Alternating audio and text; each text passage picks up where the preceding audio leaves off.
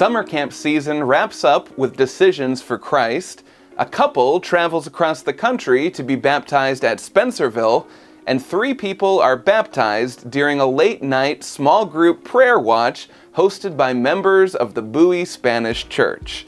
This is Chesapeake Currents TV, and here are 3 things to know this week. Chesapeake Conference's Mount Etna Summer Camp and Flag Camp programs concluded their summer operations last week as more than 500 young campers participated during the 5 weeks of camp programming.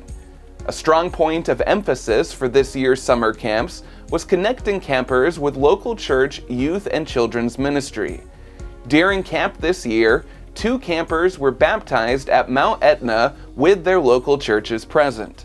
An additional 32 campers made decisions to be baptized, and 52 said they wanted to take further Bible studies, all of which are being referred to local church pastors for follow-up. According to Camp Ministries and Missions Director Sean Paris, the reason for this approach is simple. Summer camp and flag camp can only disciple young people for 1 or 2 weeks of the year, whereas the local church can disciple them year-round. Paris said he encourages churches to begin planning now how they can utilize summer camp and flag camps next year as part of their evangelism cycle. Next, a married couple from Oregon recently flew across the country to be baptized at the Spencerville church. Catherine Hillerman and Jarrett Hendricks began watching services online during the pandemic after learning about the Sabbath through prophecy videos they'd found online. When the church encouraged members to sign up for Connect groups, they began taking Bible studies as part of a hybrid Sabbath school class.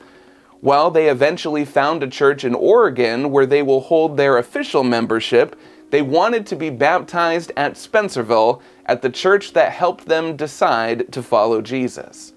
Catherine and Jarrett were baptized on July 15th with members of their hybrid Sabbath school class sitting in the front row.